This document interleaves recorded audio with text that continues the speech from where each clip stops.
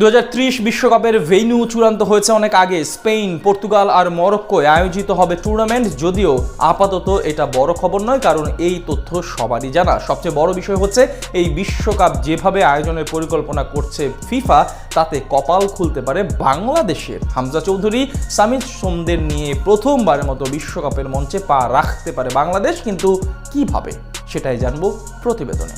2026 বিশ্বকাপ হবে ঐতিহাসিক, যেখানে অংশ নেবে রেকর্ড 48টি দল। এর আগে এত দল নিয়ে কখনোই বিশ্বকাপ অনুষ্ঠিত হয়নি। বরাবর দেখা গেছে 32 দলের টুর্নামেন্ট, তবে এবার বাড়ছে দলের সংখ্যা। 48 দলের বিশ্বকাপের পরিকল্পনা করেছেন ফিফা প্রেসিডেন্ট জিয়ান্নি ইনফান্তিনো, যার সিদ্ধান্ত 2030 বিশ্বকাপ অনুষ্ঠিত হবে স্পেন, পর্তুগাল ও মরক্কোয়। তবে এই 3 দলের পাশাপাশি 100তম বছরে আরো 3টি দল অটোমেটিক বিশ্বকাপে টিকিট পেয়েও গেছে। আর্জেন্টিনা, প্যারাগুয়ে ও উরুগুয়ে টিকিট পেয়েছে। প্রতিযোগিতায় একটি করে ম্যাচ আয়োজন করবে স্বাগতিক দল বলে, এটাই ফিফার সিদ্ধান্ত।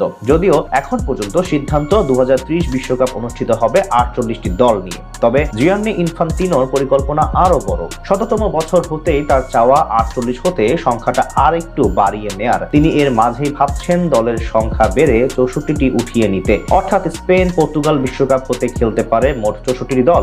যদিও এটা গুঞ্জনই এখনো সীমাবদ্ধ, যেহেতু এখন তাদের চোখ পুরোপুরি 2026-এর দিকে। তবে বেশি অর্থ আয়ের আশায় দলের সংখ্যা বাড়ানোর পরিকল্পনা আছে তার। নির্ধারিত 48টি দলের পরিবর্তে যদি কোনো একদিন ফিফা 64 দলের বিশ্বকাপ আয়োজনের সিদ্ধান্ত নেয়, তবে এটি হতে পারে বাংলাদেশের মতো অপেক্ষাকৃত ছোট ফুটবল জাতিগুলোর জন্য একটি নতুন সৌভাগ্য। 2026 সালে 48 দলের বিশ্বকাপে এশিয়া অঞ্চল থেকে 8টি দল সরাসরি খেলবে এবং একটি দল পাবে আন্তঃমহাদেশীয় প্লে অফের সুযোগ। এই কাঠামোতে এশিয়ার অংশগ্রহণ উল্লেখযোগ্যভাবে বাড়ানো হয়েছে। আর যদি দল সংখ্যা আরো বাড়িয়ে 64 করা হয়, তাহলে নতুন যে 16টি জায়গা তৈরি হবে তার অধিকাংশই বরাদ্দ করা হবে এশিয়া ও আফ্রিকা মহাদেশের জন্য। এর মূল কারণ হলো এই দুই অঞ্চলের অনেক ফুটবল খেলুড়ের দেশ এখনো বিশ্বকাপে নিয়মিত অংশ নিতে পারে না, যদিও তাদের প্রতিভা ও উন্নতি দিন দিন দৃশ্যমান হচ্ছে। অন্যদিকে ইউরোপ ও আমেরিকা হতে ইতোমধ্যে অনেক দল বিশ্বকাপে সুযোগ পায়, তাই নতুন স্পটগুলো তাদের জন্য বরাদ্দ হওয়ার সম্ভাবনা কম। ফলে 64 দলের বিশ্বকাপ হলে এশিয়ার দেশের জন্য ভাগ্য খুলবে বলাই যায়।